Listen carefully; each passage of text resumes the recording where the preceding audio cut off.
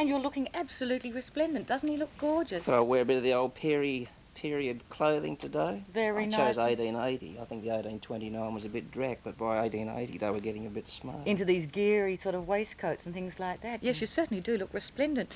Thank you. You're a busy lad all the time. You've got nightclubs and steakhouses and all sorts of things. Try to keep busy. I think you manage quite well, but as well as this, you've just brought out a new record, haven't you?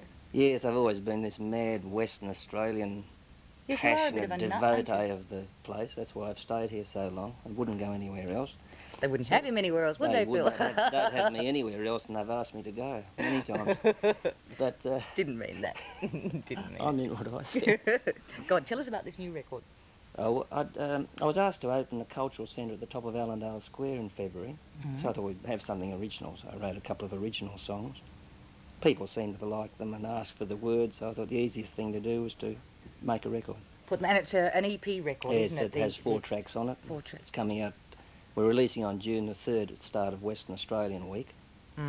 That's all very timely then? Yes, with Frank Pasha's exhibition at the Cultural Centre of his magnificent Pasha's West book, which covers the whole of the Western Australian history in magnificent paintings. And I've taken a lot of my inspiration for the songs from his paintings. From Frank Pasha's paintings, yeah. Now, one of the 4 songs I know is about Moondine Joe. And I think his history is a little bit muddled, isn't it? I mean, every year they have him leaping off the York post office, and yet I've been told he never got to York.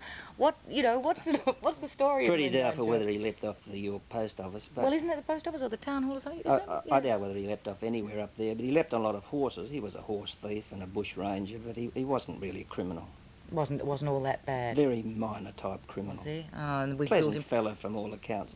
But the facts in this ballad of Moondine Joe are true. Well, you've written the song. Let's have a little listen to the music and the story of Moondine Joe. Moondine Joe, go, go, go, better be traveling light.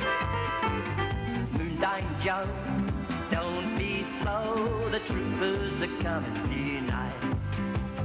In the year of 53, transported to this colony to spend 10 years hard labour breaking stones. From stealing bread and cheese in Wales to breaking out of local jails, I'm speaking of Joseph Malifo Jones. What's that? Don't recognise the name? Well, I would say that that's a shame. Some facts of local history you should know. While sentenced to the government bin, this rascal could not be kept in. You'll hear him called most often Moondine Joe. Moondine Joe, go, go, go, better be travelling light. Moondine Joe, don't be slow, the troopers are coming tonight. First time in 1861 saw Mr. Jones out on the run, recaptured and was sentenced 3 years more. For stealing horses he was tried, found guilty and put back inside, but 12 months later squeezed out through a door. Well, he greased himself with mutton fat, slipped through the bars, and that was that, but freedom lasted only half a week. In 64 escaped as well from Queen Victoria's new hotel, Fremantle jail he helped to build, he beat. Moondine Joe, go, go, go, better be traveling light. Moondine Joe, don't be slow, the troopers are coming tonight. In 66, his newest trick, stole knife and file, the lock to pick, was caught and sentenced 6 months wearing chains. But 10 days later he was free, for 2 months wandered happily, then caught and back inside he went again. Well, to stop his little moonlight clips, the walls were strengthened up with bits of railway sleepers, jarrah good and tough. The bars were set in rows of 4 and a shackle bolted to the floor. The screws all thought they'd stop him, sure enough. Moondine Joe, go, go, go, better be traveling light.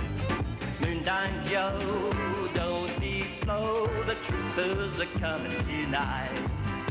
From bed straw, Joseph made a dummy. The jailer didn't think it funny, cause he really made a dummy out of him. When the morning came, they found it bolted. The screws all had their egos jolted. The hopes of keeping Joe in seemed quite dim. 2 years on the lam he was. He thought he'd shown them who was boss. The local settlers welcomed Joe to dine. His stealing only seemed for fun. He never threatened with a gun, but his downfall came in 1869. Moondine Joe, go, go, go, better be traveling light. troopers are coming tonight. Well, they found this rather pleasant fella, drunk as a lord in a good wine cellar. They locked him up and threw away the key. But Joe turned from running to persuasion, and it was really quite an occasion when the governor granted his pardon in 1873. From that date, Joe played it straight. He let those prison warders wait. He caused no one no trouble anymore. At 90, he left this mortal state, and if St. Peter didn't open those pearly gates, I'll bet he broke in something he had never done before. Moondine Joe, go, go, go, better be traveling light. Moondine Joe, don't be slow, the troopers are coming tonight. The troopers are coming tonight. The troopers are coming tonight. The troopers are coming.